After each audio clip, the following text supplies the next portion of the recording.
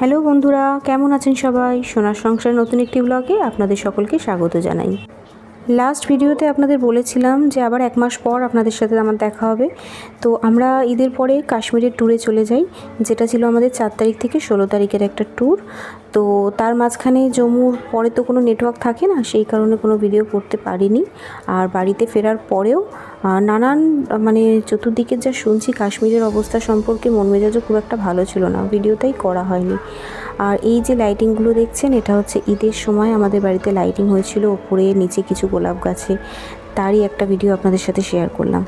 আর আমরা এদিকে প্যাকিংও আমাদের শুরু করে দিয়েছি কাশ্মীর যাওয়ার, অলমোস্ট সব কিছু গোছানো হয়ে গিয়েছে। আমরা যখন কাশ্মীরে গিয়েছি কিন্তু একটা আলাদা অদ্ভুত সুন্দর অভিজ্ঞতা, সব কিছু খুব ভালো, আমরা খুব আনন্দ করেছি, খুব মজা করেছি।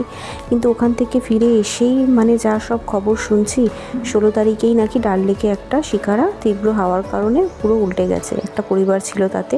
তো আশেপাশের লোকজন তাদেরকে বাঁচিয়ে নিয়েছে, কোনো রকম ক্ষতি হয়নি। তারপরেই শুনলাম জম্মু থেকে শ্রীনগরের যে মেন হাইওয়েটা, সেখানে নাকি পুরো ধস নেমে পাহাড়, একদম ঘর বাড়ি হোটেল, প্রচুর গাড়ির ক্ষতি হয়েছে, কিছু মানুষের প্রাণও গেছে, প্রচুর ক্ষয়ক্ষতি হয়েছে। ওটা নাকি মেঘ ফেটে যে জল আসে সেই কারণে হয়েছে। তারপর যেটা সবথেকে আর একটা বড় খবর, যেটা 22 তারিখে জঙ্গি হামলা যেটা করেছে পেহেলগাঁওতে, আমরা যখন শুনি এই কথাটা আমাদের বিশ্বাসই হচ্ছে না যে জায়গা থেকে আমরা ঘুরে এলাম রিসেন্ট, এত সুন্দর একটা জায়গা, সেখানে এত কিভাবে হতে পারে এটা, খানিকক্ষণ বিশ্বাসই হচ্ছিল না। কিন্তু পরে খবরে দেখলাম যে না, ওটা কোনো ফেক না, সত্যিকারেরই নিউজ। বহু মানুষ, নিরীহ মানুষ, তারা তাদের আপনজনের সাথে আমাদের মতোই আনন্দ করতে গিয়েছিল, কাশ্মীরে ঘুরতে গিয়েছিল, তো তারা তাদের প্রাণ হারায়। তো তাদের আপনজনদের যে দুঃখ, যে কষ্ট, যা হারিয়েছে, সেটা তো কোনো দিনই ফিরে আসবে না। কিন্তু একটাই আবেদন সরকারের কাছে, যে যারা বা এই কাজটা করেছে, যে বা যারা, তাদের যেন কঠিন থেকে কঠিনতম শাস্তি হয়, যাতে দ্বিতীয়বার এরকম কেউ করার সাহসই না পায়, যাতে তাদের মাথায় আসার আগেই তারা ভয়তে কাঁপে। তো এটাই চাইবো, যেন তাদের শাস্তি হয়। আমি এখানে মেহেন্দি পরেছি কাশ্মীরে যাওয়ার আগে, কারণ হচ্ছে আমি ঈদের সময় প্রত্যেক বছর মেহেন্দি পরি, কিন্তু এই বছর আমি মেহেন্দি পরতে পারিনি, আমার শরীরটা ভালো ছিল না। তা সেই মেহেন্দি না পরার দুঃখটা কেন থেকে যায় কাশ্মীরে যাওয়ার আগে, তাই ভাবলাম যে কাশ্মীরে যাওয়ার আগেই মেহেন্দিটা পরে নিই। আপনারা বলবেন ডিজাইনটা কেমন হয়েছে। রাত্রি 1টা পর্যন্ত বসে বসেই মেহেন্দি পরেছি জানেন। আর এদিকে আমাদের গোছানো সব কমপ্লিট, যে জামা কাপড়গুলো পরে যাব কালকে সেই কটা শুধু বাইরে রেখেছি, বাকি সব ব্যাগ একদম লক করে দিয়েছি, সব কিছু প্যাকিং কমপ্লিট। তো ফাইনালি আমাদের এতদিনের যে স্বপ্ন একটা কাশ্মীর যাওয়ার, সেটা আজকে পূরণ হতে চলেছে। আমরা বাড়ি থেকে বেরিয়ে পড়েছি, আজকে 4 তারিখ। আমরা যাচ্ছি এখন শিয়ালদা স্টেশনে, ওখান থেকেই আমাদের ট্রেন আছে অমৃতসর পর্যন্ত আমাদের ট্রেন। তো এখানে আমি যে মেহেন্দিটা পরেছিলাম গতকাল রাত্রে, সেইটাই আপনাদেরকে একবার দেখাচ্ছি। কি সুন্দর রঙটা এসেছে না বলুন? খুব সুন্দর রঙটা এসেছে, আমার নিজেরই খুব ভালো লাগছে নিজের হাতটা, তাই আপনাদেরকেও দেখালাম। আর আমরা শিয়ালদা স্টেশনে পৌঁছে গিয়েছি। এদিকে আমার দিদিরা, মা, ওরা সব চলে এসেছে, আমার দাদারাও আসছে। আর আমরা এখানে ওয়েট করছি, আমার আর এক দাদা আর তার পরিবার আসবে, তো তাদের জন্য এখানে আমরা লাগেজগুলো রেখে ওয়েট করছি। ওরা এলে তারপর ভেতরে একসাথে ঢুকে যাব। এই যে 2 জামাইকে নিয়ে মাঝখানে শাশুড়ি, আমার মা দাঁড়িয়ে, আর এদিকে সেই দাদারা এসে গিয়েছে যাদের জন্য আমরা অপেক্ষা করছিলাম। এবার আমরা যাব। তো আমাদের ফাইনালি ট্রেন কিন্তু এখানে ছেড়ে দিয়েছে, আমরা ট্রেনে চলে এসেছি 1টা 10-এ, ঠিক 1টা 10-এই আমাদের ট্রেন ছেড়েছে, জাস্ট টাইমটা ছিল তাই। আর এখানে আমাদের পুচকুগুলো সব উপরে সিটগুলো দখল করে নিয়েছে, ওখানে এসির হাওয়াটা ভালো আসছে। তো নিচে সব ব্যাগ ফ্যাগগুলো আমরা গোছাচ্ছিলাম, খুব ডিস্টার্বও হচ্ছিলো বলে ওদেরকে বললাম তোরা ওপরেই উঠে যা। আর এদিকে দিদি পাপানদা বসে আছে, খুব এক্সাইটেড সবাই, ভীষণ একটা এক্সাইটমেন্ট সবার মধ্যে যে আমরা ফাইনালি কাশ্মীর যাচ্ছি। আর এই যে রানু ট্যুরস অ্যান্ড ট্রাভেলস, এদের আন্ডারেই আমরা যাচ্ছি আর কি। তো এনারা আমাদের প্রত্যেককে না এই একটা করে ব্যাগ দিয়েছে, ব্যাগের মধ্যে প্রচুর টিফিন, প্রচুর খাবার দাবার দিয়েছে, কিছু ঝুরি ভাজা, চিড়ে ভাজা, পাউরুটি, এদিকে বরবন বিস্কুট, লুচি আলুর দমের তরকারির প্যাকেট, আপেল, কলা, অনেক কিছু ছিল। একটা করে জলের বোতল আছে, একটা করে কেক দিয়েছে, অনেক কিছু ছিল খাওয়ার। প্রায় ব্যাগটা হাফের বেশিটাই বলতে পারেন ভরা। তো প্রত্যেককে একটা করেই ব্যাগ দিয়েছে, সবাইকে ওইটা টিফিন ওদের ট্যুরের তরফ থেকেই দিয়েছে। তো তো ব্যাগগুলো পেয়ে আমাদেরও খুব ভালো লাগছিলো। ব্যাগগুলো না বেশ ভালো মজবুত আছে, মানে আমরা ফেরার সময় এতে কিছু ক্যারি করে আনতেও পারবো যদি এক্সেস কিছু হয়। আমার দিদি তো বলেই দিল, এই দেখ আমাদের ব্যাগে তো সেই লাগেজে আর জায়গা নেই, তো ফেরার সময় সবার জন্য যে গিফটগুলো কিনবো এই ব্যাগের মধ্যে ভরে নেবো, সবার তো একটা করে ব্যাগ আছে, অনেকটা জায়গা হয়ে যাবে। তাই এখানে ট্রেন ছাড়ার আগে আমরা কিছু পিক নিয়েছিলাম, সেই পিকগুলো শেয়ার করলাম। ট্রেন ছাড়ার আগেই আমরা এই পিকগুলো তুলেছিলাম। তো আমরা যাচ্ছি এখন অমৃতসরের দিকে, আমাদের ট্রেন ছেড়ে দিয়েছে। আর আমরা বাড়ি থেকেই প্রত্যেকে একটু লাঞ্চের জন্য খাবার নিয়ে চলে এসেছিলাম, কারণ ওনারা খাবারটা সন্ধ্যা থেকে দেবেন, লাঞ্চটা ওই জন্য বাড়ি থেকেই নিয়ে গিয়েছিলাম, কারণ অত সকাল সকাল বেরিয়ে তো খাওয়া যায় না, 11টার মধ্যে সবাই বেরিয়ে গিয়েছি। তো একটু লাঞ্চ সবাই বাড়ি থেকেই নিয়ে এসছে প্যাক করে, এখানে একসাথে বসে খাওয়া দাওয়া করা। তো এটাও একটা আনন্দ, সবাই একসাথে ট্রেনে বসে খেলাম। আর সবাইকে মোটামুটি একটু এগিয়ে গিয়ে দিচ্ছিলাম যাতে তাদের খেতে সুবিধা হয়, সেই কারণে আমি আর দিদি লাস্ট পড়ে গেছি খাওয়ায়, কারণ সবাইকে একটু এগিয়ে না দিলে তারা অত দূর দূর থেকে নেবে কী করে। তো সবাইকে খাইয়ে মোটামুটি ওদের সাথেও আমরা খাচ্ছিলাম, তো আমরা একটু পিছিয়ে পড়েছি, আমাদের খাওয়াটা এখনও চলছে। তো খাওয়া দাওয়া সেরে এবার একটু রেস্ট নেওয়ার পালা। তো আমি উপরের সিটে চলে এসেছি, এখানে একটু রিল্যাক্স একটু শোবো। ওদিকে রাহিল আছে, পাপানদা, সবাই যে যার বেড নিয়ে নিয়েছে। তো শোয়া কমপ্লিট, এবার উঠে গেছে সবাই, একটু বিকালের দিকে উঠে একটু প্রকৃতির দৃশ্য দেখছে জানলার ধারে বসে বসে। সবার মনেই একটা খুব সুন্দর একটা আনন্দ, খুব এক্সাইটমেন্ট যে ফাইনালি একটা কাশ্মীর যাচ্ছি, খুব ভালো লাগছে আমাদের। তো দেখতে দেখতে দিনটা তো কেটে গেল, পরের দিন সকাল হয়ে গেল। পরের দিন সকাল, আজকে আমাদের বিকালের দিকে ট্রেন থেকে নামার কথা আছে, যদি না ট্রেনটা লেট হয়, কিন্তু ট্রেনটা একটু লেট হয়েই গেছে, প্রায় 1.5 ঘন্টা থেকে 2 ঘন্টা মতো ট্রেনটা লেট। তো আমাদের নামতে নামতে হয়তো 6টা এরকম বেজে যাবে। আমরা কিন্তু পাঞ্জাবে ঢুকে পড়েছি, অমৃতসরে এসে গিয়েছি, খুব কাছাকাছি আছি, আর কিছুক্ষণের মধ্যেই আমাদের ট্রেন এসে যাবে। এখানে দেখলাম যে সন্ধ্যাটা একটু দেরি করেই হয়, আমাদের ওখানকার মতন নয়। এখানে প্রায় 6:30 পর্যন্ত মানে রোদ্দুরের তেজটা থাকে, 7:30 নাগাদ এখানে পুরোপুরি অন্ধকারটা হয়।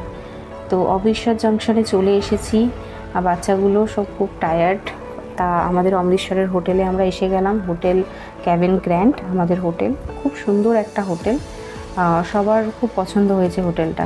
তাই এখানে রিসেপশনে আমাদেরই সব লোকজন, আর আমাদের যে প্রবীরদা যিনি ট্যুর করছেন তিনি কথা বলছেন এখন রিসেপশনে। তো উনি আগে থেকেই কথা বলে রেখেছেন যে আমরা আসবো, ওনারা জানেন। তো কাকে কোন রুমটা দেবে সেই ডিসাইড হচ্ছে এখন। তো কার কোন রুমটা বলে দিলেই আমরা সবাই যে যার লাগেজ নিয়ে সেই রুমে চলে যাব।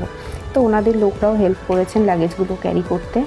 তো এই যে দেখছেন আমরা 23 জন আছি, আমাদেরই গ্রুপের সব লোক। আর এইটা হচ্ছে আমাদের রুম, আমাদের রুমে চলে এসেছি। তো এখানে আমরা ডবল বেডওয়ালা একটা রুম নিয়েছি, কারণ আমার ছেলে তো বড় হয়ে গেছে, একটা বেডে আর হয় না। তাই এটা একটা সোফা কাম বেড আছে, এটাকে টেটে বেড করে নিলেই আর একটা বেড রেডি। তো শোয়ার সময় ওটা বেড রেডি করব, আপাতত একটু দেখে নিলাম যে ঠিকঠাক আছে কি না। তা এই রুমটা বেশ ভালোই বড়সড় আছে, খোলামেলা পরিষ্কার পরিচ্ছন্ন রুম, মোটামুটি আমাদের ভালোই পছন্দ হয়েছে। তো এখানে দুটো পুচকু মিলে খুব চেষ্টায় আছে ওটাকে খোলার। আর এদিকে ওয়াশরুমটা আছে, ওয়াশরুমটা একটু ছোট সাইজে, কিন্তু রুমটা খুব সুন্দর, বেশ বড় সড়ো আছে, খোলামেলা। তবে একটু এসির হাওয়াটা গায়ে লেগে খুব আরাম লাগছে, বিভৎস গরমও হচ্ছিল। তো আমরা এবারে সন্ধ্যার দিকে চলে এসেছি ছাদে। এখানে ওদের ডাইনিংয়ের ব্যবস্থা করেছে, এখানে চা কফি যে যেটা খাবে, আর রাত্রে খাওয়া দাওয়া, দুপুরের লাঞ্চ সব কিছুই এখান থেকেই হবে। তো আমরা একটু ফ্রেশ হয়ে রেস্ট নিয়ে মোটামুটি চলে এলাম সন্ধ্যাবেলা ওপরে। তো পাঞ্জাবে আজকে সন্ধ্যাবেলা ওদের কোনো প্ল্যান নেই, কিন্তু তুমি চাইলে আশেপাশে ঘুরতে পারো। তো আমরা ভাবলাম বাড়িতে গিয়ে যত রেস্টুরেন্ট নেবো, এখানে ঘুরতে এসেছি, ঘুরেই নিই। তো বলে ফাটাফাট মোটামুটি সবাই একটু রেডি হয়ে ওপরে এসে যে যা চা খাওয়ার তারা খেলো, আমি আর চাটা খাইনি, কারণ এমনি গরমে অতটা চা খাওয়ার ইচ্ছা হচ্ছিল না। তাই ওপর থেকে না বেশ অমৃতসরের চারিদিকটা খুব সুন্দরভাবে দেখা যায়, খুব ভালো লাগছিল বেশ। এখান থেকে মানে গোল্ডেন টেম্পল যেটা আছে, আরও পাঞ্জাবের অনেক কিছু, সেগুলো সব দেখা যাচ্ছিল দূর দূর পর্যন্ত, খুব ভালো ভিউ ছিল একটা। তো এখানেও সবাই একটু সেলফি তুলে নিলাম আমরা। তো এবারে সবাই মিলে প্ল্যান করলাম যে চলো আর সময় নষ্ট না করে আমরা বেরিয়ে পড়ি, আশেপাশে একটু পাঞ্জাবটা ঘুরে দেখে নিই।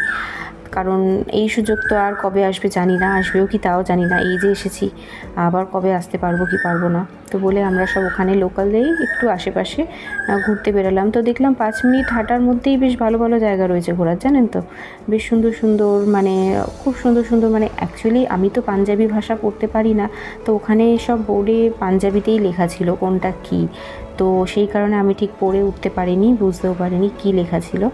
কিন্তু বেশ চারিদিকটা ঘুরে বেশ ভালো লাগছিল, মোটামুটি খুব সুন্দর। আর ওখানে সবাই জোরে জোরে যেও বলে সৌনিহাল, সত শ্রী আকাল বলে চিৎকার করছে, মানে বোঝা যাচ্ছে একটা যে মানে পাঞ্জাবে এসেছি, পাঞ্জাবি মহল, চতুর্দিকে পাঞ্জাবের লোকজন, খুব ভালো লাগছিল। ওখানকার মানুষজনও খুব ভালো, খুব ফ্রেন্ডলি, তাদের ব্যবহার খুব ভালো। এখানটায় আমরা বেশ অনেকটা সময় কাটিয়েছি। আর এখানে পুরোটা ঝাড়বাতি দিয়ে খুব সুন্দর করে অনেকটা জায়গা নিয়ে বেশ সাজানো, খুব সুন্দর দেখতে লাগছিল। তো সব মিলিয়ে খুব ভালোই লাগলো। তো আজকে এখানে খুব বেশি দেরি করব না, কালকে সারাদিন আবার ঘোরার প্ল্যান আছে। আর এখানে বেলজিয়াম ওয়েফেল একটা দোকান দেখেছে আমার ছেলে, এখানে নাকি ওর যে ফেভারিট ইউটিউবার সে নাকি ওর ইউনিভার্সিটির যখন লাইফ ছিল তখন এই দোকানে খেত, তারই একটা দোকান এখানে পেয়ে ও বললো আমিও এখানে ট্রাই করব। তো ও একটা হানির একটা ওয়েফেল নিয়েছে, খুব ভালো ছিল টেস্ট। তো এখানে মোটামুটি ঘোরা কমপ্লিট। আমরা পরের দিনের জন্য রেডি হয়ে গিয়েছি। আজকে আমরা গোল্ডেন টেম্পলে যাব, জালিয়ানওয়ালাবাগে যাব, তারপর ওখান থেকে ওয়াঘা বর্ডার আছে বিকালের দিকে। তো এখন আমরা ফার্স্ট যাচ্ছি জালিয়ানওয়ালাবাগের দিকে। যাওয়ার পথে রাস্তায় অনেক কিছু স্ট্যাচু, প্রচুর মানুষের ভিড়। কিন্তু এই বছর বলছে যে কাশ্মীরে বাঙালির সংখ্যা বেশি। অনেকে বলছে যে 90% যারা ট্যুরিস্ট আছে তাদের মধ্যে 90%ই বাঙালি সংখ্যা। আর আমরাও গিয়ে দেখলাম বাঙালি ভাষায় কথা বলা ট্যুরিস্টের সংখ্যা বেশি। জালিয়ানওয়ালাবাগ যেখানে হয়েছিল হত্যাকাণ্ড, সেই এলাকায় আমরা এসে গিয়েছি, বিশাল বড় একটা এলাকা জুড়ে। তো তার ভেতর দিয়ে আমরা এখন হেঁটে যাচ্ছি। নানান কিছু ঐতিহাসিক সব কিছু মার্ক করে লেখা আছে, কোথায় কী হয়েছিল না হয়েছিল। এখানেও একটা মানে জল এখান থেকে ফোয়ারা ঠিক নয়, কিন্তু ওইভাবেই জলটা বেরিয়ে যাচ্ছে। এখানে নানান রকম হিস্ট্রি সব কিছু ডিটেলে লেখা আছে, কিভাবে কি হয়েছিল, পাঞ্জাবিদের কতটা অবদান আছে এই সব স্বাধীনতা আন্দোলনের ক্ষেত্রে, সেই সব ব্যাপারে এখানে সমস্ত কিছুটাই লেখা ছিল। তো সেগুলো ঘুরে ঘুরে দেখছিলাম। আর এখানে সেই ওয়েলটা, যে কুয়োটার মধ্যে অনেক পাঞ্জাবি আত্মহত্যা করেছিল, নিজের জান দিয়ে দিয়েছিল যে তারা বিদেশিদের হাতে, ওদের হাতে, ইংরেজদের হাতে মরবে না, নিজেরাই কুয়ে লাফ দিয়ে হাজার হাজার সংখ্যা মানুষ ওর ভেতরে নিজেদের প্রাণ দিয়েছিল। আর এখানে যে স্কোয়ার স্কোয়ার করা, এগুলো সেই অরিজিনাল গুলির দাগগুলো, যেখানে তাদেরকে মারা হয়েছিল গুলি করে, সেই দাগগুলোকে ওরা এখনও খুব ভালোভাবে সংরক্ষণ করে রেখেছে। তো ওখান থেকে বেরিয়ে আমরা আবার এগিয়ে যাচ্ছি, সামনে কি আছে দেখি। খুব রোদ্দুর ছিল বিভৎস, কিন্তু একটু হাওয়া চলছিল বলে একটু ভালোও লাগছিল, না তো এত টানা রোদ্দুর। তো তবে আমাদের কলকাতার রোদ্দুরটা যেমন সহ্য করা যায় না, অসহ্যকর, ওখানে দেখলাম যে টানা রোদ্দুর কিন্তু সহ্য করতে পারছি, যেটা আমাদের কলকাতায় সচরাচর মানে আমি বিশেষ করে সহ্য করতে পারি না, মাথা টাথা ধরে যায়। দেখলাম না ওখানে ঠিক আছে, জানি না ঘোরার খুশিতে কি কিন্তু ওয়েদারটা একটু ডিফারেন্ট লাগলো আমার। তবে ভালো ওয়েদার, ভালো, কলকাতার থেকে অনেক ভালো ওয়েদার। এখানেও সব ওই রকম স্কোয়ার স্কোয়ার করে রেখে দিয়েছে গুলি করার দাগগুলোকে। তো ওখান থেকে জালিয়ানওয়ালাবাগ থেকে আমরা বেরিয়ে গেলাম, বেরিয়ে গিয়ে এবারে যাচ্ছি গোল্ডেন টেম্পলের দিকে। আপনারা তো অনেকেই জানেন গোল্ডেন টেম্পল, ওখানে প্রত্যেকটা ছেলে মেয়ে সবার মাথা ঢাকা রাখতে হবে। তো ছেলেরা সবাই মাথায় এরকম একটা করে কাপড় ওখানে কিনতে পাওয়াই যাচ্ছিলো, তা সেইটা কিনে সবাই মাথা ঢেকে নিয়েছে। মেয়েরা তাদের যে যার দুপাট্টাগুলোকে মাথায় দিয়ে নিয়েছি, নিয়ে ভেতরটায় যাচ্ছি। প্রথমেই বাইরেটা দেখতে পেলাম সোনার সব গম্বুজগুলো, প্রত্যেকটা যত গম্বুজগুলো আছে মাথার টেম্পলের সব চতুর্দিকটাই সোনার। আর মাঝখানে মেন গোল্ডেন টেম্পলটা আছে, যেটা স্বর্ণ মন্দির একদম মিডিলে আছে। এটার ভেতরে আমাদের ঢুকতে হবে। তা এখানে ঢোকার সময় খুব সুন্দর নিয়ম যে প্রত্যেককে পা ধুয়ে হাত ধুয়ে ঢুকতে হবে। আর এই পুকুরটায় বিশাল বড় বড় সুন্দর সুন্দর মাছ, নানান কালারের মাছ, দেখতে খুব ভালো লাগছিল। এটা পুরো ভেতরে চলে এসেছি আমরা, সেই মাঝখানে স্বর্ণ মন্দির। আর চারিদিকটা বিশাল বড় এলাকা, সব সর্দারজিরা হাতে তরোয়াল নিয়ে বল্লম নিয়ে দাঁড়িয়ে আছে। এমনিই দেখলে ভয় লাগছে পাশে এসে দাঁড়ালে, মানে কেউ কোনো ভুল করেও কেউ কোনো অন্যায় বা কোনো মিসবিহেভ কেউ কারোর সাথে কিছু করতে পারবে না, কারণ কারোর সেই সাহসটাই হবে না। কারণ ওখানের পরিবেশটা খুব ভালো, মানে শান্ত পরিবেশ, পরিষ্কার পরিচ্ছন্ন, খুব ভালো ব্যবহার প্রত্যেকের। আর সব কিছু মোট কথা মিলিয়ে সব কিছুটাই ভালো। আর আমরা যে হাঁটছি চারিদিকে সাদা পাথরগুলো পুরো হিট প্রুফ, সূর্যের তাপ এখানে শোষণ করে না, পুরো ঠান্ডা শীতল পাথরগুলো, খুব ভালো লাগছিল। তো আমাদের এখানে গোল্ডেন টেম্পল ঘোরা হয়ে গেছে, এবার আমরা এখান থেকে বেরিয়ে যাব। বেরিয়ে চলে এসেছি একটা লস্যির দোকানে। পাঞ্জাবে এসেছি, লস্যি খাবো না সেটা কখনো হয়? আর এখানকার স্পেশাল যে লস্যিটা সেটা হচ্ছে বাদাম কেসার লস্যি। তা আমরা সেটার খোঁজেই ছিলাম যে যেখানেই একটা ভালো দোকান পাবো খাবো। তো চারিদিকে প্রচুর দোকান ছিল, আমরা একটা দোকান চুজ করে এখানে নিয়ে নিলাম। আমার কেসার বাদামের লস্যি চলে এসেছে, আমি টেস্ট করে দেখলাম, সত্যি খুব সুন্দর খেতে। আর এর টেস্টটা সত্যি একটু ডিফারেন্ট আমাদের ওখানকার থেকে। আমার ছেলেও বলছে মা খেতে খুব সুন্দর, ওর পাপাও বলছে খুব ভালো। তো লস্যি খাওয়া শেষ, এবারে এখানকার স্পেশাল যে রাবড়ি আছে সেই রাবড়ি আমরা একটা ট্রাই করলাম, এটাও খুব সুন্দর খেতে। আমার মাকে এত সুন্দর লাগছে, আমি আর কটা ছবি তুলে না থাকতে পারলাম না। আর এখানে দাদার শাশুড়ি আর মা। তো আমরা বেরিয়ে পড়েছি এবার ওয়াঘা বর্ডারের দিকে। আমরা ওখান থেকে গোল্ডেন টেম্পল দেখার পর হোটেলে গিয়ে সবাই খাওয়া দাওয়া করে 8 ঘন্টা মতো রেস্ট নিয়ে তারপর আবার বেরিয়েছি। সবাই একসাথে বাসে করে যাচ্ছি ওয়াঘা বর্ডার। 32 কিলোমিটার রাস্তা এখানে অমৃতসর থেকে, তো মোটামুটি ঘন্টাখানিকের ওপর সময় লেগে যাবে। আর যাওয়ার সময় তাও ফাঁকা, আসার সময় নাকি জ্যামে আরও টাইম লেগে যায়। তো এসে পড়েছি আমরা সেই ওয়াঘা বর্ডারের এরিয়ায়। এর ভেতরে আমাদেরকে ঢুকতে হবে, বিএসএফের ক্যাম্প সব চারিদিকে। আর এটা হচ্ছে সেই বিশাল বড় স্টেডিয়াম ভেতরে যেখানে শোটা হয়। এখানে মোটামুটি 4:30 থেকে 5টার দিকে রেগুলার এই শোটা হয়। আর রেগুলার এরকম লাখ লাখ মানুষ, নানান দেশে নানান প্রান্ত থেকে মানুষ আসে, এসে এখানকার যে সৈনিকদের মনোবল বাড়ায়। এটাই ওনারা বলেন যে আমাদের মনোবলটা বাড়ে, এত মানুষ যে আমাদের সাথে আছে, সেই কারণে সেই উদ্দেশ্যে এই শোটা করা।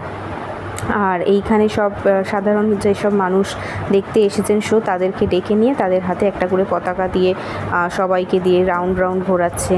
আর এখানে বলছে যে যে যত দেশভক্তি দেখাতে পারো এই একটা সুযোগ দেখিয়ে নাও, ওনারা নিজেরাই অ্যানাউন্সমেন্ট করে বলছেন। আর সকলকে একসাথে ওই জন্য ডাকছে, আহ্বান করছে যে যারা যারা নিচে আসতে ইচ্ছুক তারা নিচে চলে আসো। আমি আর দিদিও গিয়েছিলাম একটু শেষের দিকে। তা দেখতেই পাচ্ছেন কত মেয়েরা, বউরা, মেয়েরা, মহিলা সব, মানে এখানে বাচ্চার মহিলারাই অ্যালাউ আছে, কোনো ছেলেদের অ্যালাউ নেই এখানটায়।